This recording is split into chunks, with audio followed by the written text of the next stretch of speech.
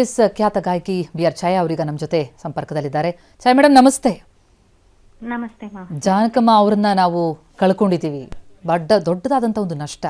ತಮ್ಮ ಅವರೊಂದಿಗಿನ ನಂಟು ಒಡನಾಟ ಅವರನ್ನ ಯಾವ ರೀತಿ ಸ್ಮರಿಸ್ತಿರ್ತಾವು ಅಂತ? ಮೊದಲನೇದಾಗಿ ಅಮ್ಮನಿಗೆ ಶಾಂತಿ ಸಿಗ್ಲಿ. ಬಟ್ ಅವ್ರು ಹೋಗಿದ್ದಾರೆ ಅಂತ ನನ್ಗೆ ಅನಿಸ್ತಾನೆ ಇಲ್ಲ. ಯಾಕೆಂದ್ರೆ ಅವ್ರ ಹಾಡುಗಳ ಮುಖಾಂತರ ಇನ್ನು ಎಷ್ಟು ವರ್ಷಗಳಾದ್ರೂ ಕೂಡ ಅವ್ರು ನಮ್ಮ ಎಲ್ರ ಜೊತೆ ಇದ್ದೇ ಇರ್ತಾರೆ ಅಂತ ನನಗೆ ಅನ್ಸುತ್ತೆ. ಇನ್ನೊಂದ್ ಏನಂದ್ರೆ ನಮ್ ತಾಯಿ ಹೆಸರು ಜಾನಕಿ. ಸೊ ಅವ್ರನ್ನ ನೋಡಿದಾಗೆಲ್ಲ ನನ್ಗೆ ಯಾವಾಗೂ ನಮ್ಮ ಅಮ್ಮನ ನೆನಪೇ ಆಗೋದು. ಅಂದ್ರೆ ಅವ್ರನ್ನ ತುಂಬಾ ಹತ್ರದಿಂದ ನಾನು ಬಲ್ಲೆ. ಯಾಕೆಂದ್ರೆ ನಾನ್ ಫೀಲ್ಡ್ ಬಂದಾಗ ನಾನು ಚೆನ್ನೈಗೆ ಹೋಗ್ತಾ ಇದ್ನಲ್ಲ ರೆಕಾರ್ಡಿಂಗ್ ಎಲ್ಲ, ಅವಾಗ ಸುಮಾರು ಸತಿ ಭೇಟಿ ಆಗ್ತಾ ಇದ್ದೆ. ಬಟ್ ಎಷ್ಟು ಒಂಥರ ಮದರ್ಲಿ ಅಫೆಕ್ಷನ್ ಅಂತಂದ್ರೆ ತುಂಬಾ ಪ್ರೀತಿ. ಯಾರೇ ಬಂದ್ರು ಅಷ್ಟು ಪ್ರೀತಿಯಿಂದ ಒಂದು ಮಗುವಿನ ಜೊತೆ ಹೇಗ್ ಮಾತಾಡ್ತಾರೋ ಆ ರೀತಿ ನಮ್ ಜೊತೆ ಎಲ್ಲ ಮಾತಾಡೋರು ಅವರು. ನಾವೆಲ್ಲ ಹೆದರ್ಕೊಂಡು ಅಯ್ಯೋ ಹೆಂಗಪ್ಪ ಇಷ್ಟು ದೊಡ್ಡ ಮಹಾನ್ ಗಾಯಕಿ ಹಿಂಗಪ್ಪ ಅನ್ನೋ ತರ ಇತ್ತು. ಅವ್ರು ಎಷ್ಟು ನಮ್ಗೆ ಫ್ರೀಯಾಗಿ ತರ ಮಾತಾಡಿ ಕೂರ್ಸ್ಕೊಂಡು, ಮತ್ತೆ ಅವ್ರಿಂದ ತುಂಬಾ ಕಲ್ತಿದೀನಿ ನಾನು.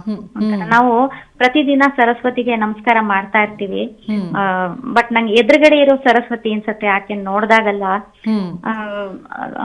ಅಂದ್ರೆ ತುಂಬಾ ನೆನ್ನೆಲ್ಲ ತುಂಬಾ ಬೇಜಾರಾಗ್ತಿದೆ. ಯಾಕಂದ್ರೆ ಎಷ್ಟು ಒಳ್ಳೊಳ್ಳೆ ಹಾಡುಗಳು ಹಾಡಿದಾರ ಅವರು. ಅವ್ರ ಸಿಂಗಿಂಗ್ ಎಲ್ಲ ನಾನು ಎದುರುಗಡೆನೆ ನೋಡಿರೋದು. ಅವಾಗೆಲ್ಲ ಲೈವೇ ಹಾಡ್ತಾ ಇದ್ದಿದ್ದು. ಸೊ ಏನಂದ್ರೆ ಅವ್ರ ಮುಖ ಭಾವ ಹೇಳ್ತೀನಿ, ಮೈಕ್ ಮುಂದ್ರೆ ನಿಂತ್ರೆ ಅವ್ರು ಹಾಡ್ತಾ ಇದಾರೆ ಅಂತ ಕೂಡ ಅನಿಸ್ತಿರ್ಲಿಲ್ಲ. ಮುಖ ಆ ಕಡೆ ಈ ಕಡೆನೂ ಹೋಗ್ತಿರ್ಲಿಲ್ಲ. ಮೈಕ್ ಹೆಂಗಿದೋ ಅಷ್ಟೇ. ಆಮೇಲೆ ಯಾವತ್ತು ಕಂಟ್ರೋಲ್ ಮಾಡಿ ಹಾಡಿದ್ ನಾನ್ ನೋಡೇ ಇಲ್ಲ. ಓಪನ್ ವಾಯ್ಸ್ ಅಂತಾರಲ್ಲ, ಪಿಚ್ ಬಂದ್ರು ಕೂಡ ಹೈ ಪಿಚ್ ಹಾಡೋವಾಗ್ಲೂ ಅದೇ ವಾಲ್ಯೂಮು, ಲೋ ಪಿಚ್ ಹಾಡೋವಾಗ್ಲೂ ಅದೇ ವಾಲ್ಯೂಮ್. ಅದು ತುಂಬಾ ರೇರು. ಅದು ಎಲ್ಲಾ ಸಿಂಗರ್ಸ್ ಅದು ಸಿಗೋದಿಲ್ಲ. ನಿಜ. ಅಂದ್ರೆ ಸಂಗೀತ ಬಲ್ಲವರಿಗೆ ಆ ಒಂದು ಸಂಗೀತ ಶಿಕ್ಷಕಿಯತೆ ಅನ್ಸಿದ್ರೆ, ನಮ್ಮಂತ ಹಿಂಗೆ ಕೇಳುಗರಿಗೆ ಒಂದು ಆ ಭಾವ ಇದೆಯಲ್ಲ, ಅದು ಬಹಳ ದೊಡ್ಡ ಮಟ್ಟಿಗೆ ತಲುಪ್ತಿತ್ತು. ಎಂತಹದ್ದೇ ಒಂದು ಜೀವನದ ಸೌಂಡ್ ಟ್ರ್ಯಾಕ್ ಅಂತ ನಾವು ಕರೆದ್ರೂ ಕೂಡ ಅದಕ್ಕೆ ತಕ್ಕನಾದಂತ ಹಾಡು ಅವರ ಗಾಯನದಲ್ಲಿ ನಾವು ಕೇಳಿದೀವಿ ಅಂತ. ತಮಗ್ ನೆಚ್ಚಿನ ಹಾಡು? ಅಯ್ಯೋ ಎಷ್ಟು ಸಾಂಗ್ಸ್ ಇದೆ ಅವ್ರದ್ದು, ಇಂಥದ್ದು ಅಂತಿಲ್ಲ. ಆಮೇಲೆ ಇನ್ನೊಂದು ಹೇಳ್ಬೇಕು ನಾನು, ಆ ಕರ್ನಾಟಕ ಕರ್ನಾಟಕದಲ್ಲಿ ಸಿಂಗರ್ಸ್ಗೆ, ಪ್ಲೇಬ್ಯಾಕ್ ಸಿಂಗರ್ಸ್ಗೆ ಅಂತ ಯಾವ ಒಂದು ಪ್ರಶಸ್ತಿನೂ ಇರ್ಲಿಲ್ಲ. ನಿಜ. ಅವಾಗ ನಾನಿನ್ನು ಒಂದ್ ಸ್ವಲ್ಪ ಸುಮಾರು ಕೆಲವು ಚಲನಚಿತ್ರಗಳಲ್ಲೂ ಹಾಡಿದ್ದೆ. ಬಟ್ ಅವರು ಸಿಂಗರ್ಸ್ಗೆ ಪ್ರಶಸ್ತಿ ಕೊಡೋ ತನಕ ನಾನು ಹಾಡೋದಿಲ್ಲ ಅನ್ನೋ ತರ ಆ ಟೈಮ್ ನಲ್ಲಿ ಒಂದು ಡಿಸಿಷನ್ ತಗೊಂಡಿದ್ರು. ಸೊ ಆಮೇಲೆ ಸುಮಾರು ಕೆಲವು ವರ್ಷಗಳಾದ್ಮೇಲೆ ನನಗ್ ಫಸ್ಟ್ ಪ್ರಶಸ್ತಿ ಬಂತು ಫಿಲಂ ಪ್ಲೇಬ್ಯಾಕ್ ಸಿಂಗಿಂಗ್ಗೆ. ಅವಾಗ ಎಷ್ಟು ಖುಷಿ ಪಟ್ಟಿದ್ರು ಅಂದ್ರೆ, ಫೋನ್ ಮಾಡಿ ಅಟ್ಲೀಸ್ಟ್ ಇವಾಗ ಶುರುವಾಯ್ತಲ್ಲ ಸಿಂಗರ್ಸ್ಗೆ ರೆಕಗ್ನೇಷನ್ ಒಂದು ಕರ್ನಾಟಕ ಸರ್ಕಾರದಲ್ಲಿ ಕೊಡಕ್ ಶುರು ಮಾಡಿದಾರಲ್ಲ, ಒಳ್ಳೇದಾಗ್ಲಮ್ಮ ಅಂತ. ಅಂದ್ರೆ ಅಷ್ಟು ದೊಡ್ಡ ಗಾಯಕಿ, ನಾವು ಅವ್ರ ಮುಂದೆ ಏನೂ ಇಲ್ಲ.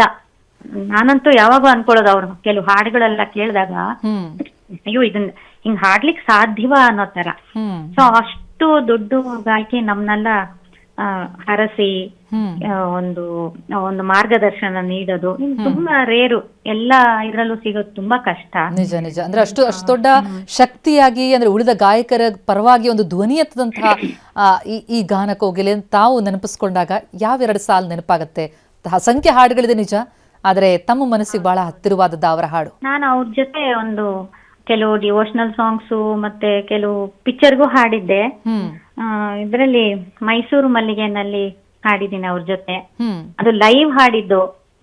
ಅದೇ ನಪ್ಸ್ಕೊಳ್ತಾ ಇದ್ದೆ, ನಾನು, ಬಾಲು ಸಾರು, ಜಾನಕಿ ಅಮ್ಮ 3 ಜನನು ಒಟ್ಟಿಗೆ ನಿಂತು ಹಾಡಿದ್ದದು. ವಂಡರ್ಫುಲ್ ಎಕ್ಸ್ಪೀರಿಯನ್ಸ್ ನನ್ಗೆ. ಹಕ್ಕಿಯ ಹಾಡಿಗೆ ತಲೆದೂಗುವ ನಾನಾಗುವಾಸೆ, ಹಸುವಿನ ಕೊರಳಿನ ಈ ಹಾಡು. ಆಮೇಲೆ ಇನ್ನು ಕೆಲವೆಲ್ಲ ಅಭಯ್ ಅವರ ಮೂವೀಸ್ಗೆಲ್ಲ ಒಟ್ಟಿಗೆ ಹಾಡಿದ್ದೀನಿ ನಾನು ಅವ್ರ ಜೊತೆ. ಚಿನ್ನದಂಥ ಹುಡುಗನಿಗೆ ರನ್ನದಂಥ ಹುಡುಗ ಬೇಕು, ಈ ತರ ಹಾಡು. ಬಟ್ ಸಾಮಾನ್ಯವಾಗಿ ಎಷ್ಟೋ ಸತಿ ಕಾರ್ಯಕ್ರಮಗಳಲ್ಲಿ ನಾನ್ ಹಾಡಿರೋ ಹಾಡು ಹಾಡೇ ಇರಲ್ಲ. ಎಲ್ಲ ಜಾನಕಿ ಅಮ್ಮನ ಹಾಡುಗಳೇ ನಾನ್ ಕಾರ್ಯಕ್ರಮಗಳಲ್ಲಿ ತುಂಬಾ ಹಾಡಿರ್ತೀನಿ. ಅಂದ್ರೆ ಅಷ್ಟು ಹಿಟ್ ಸಾಂಗ್ಸ್, ಪಾಪ್ಯುಲರ್ ಸಾಂಗ್ಸ್ ಇದೆ ಅವ್ರದ್ದು. ನಿಜ ನಿಜ. 10,000ಕ್ಕೂ ಅಧಿಕ ಹಾಡು, 6 ದಶಕ ಅಂತಂದ್ರೆ ಅಂತಹ ದೊಡ್ಡ ಸಾಧನೆ. ಥ್ಯಾಂಕ್ ಯು ಸೋ ಮಚ್ ಛಾಯಾ ಅವರೇ, TV9 ಜೊತೆ ಮಾತನಾಡಿದಕ್ಕೆ.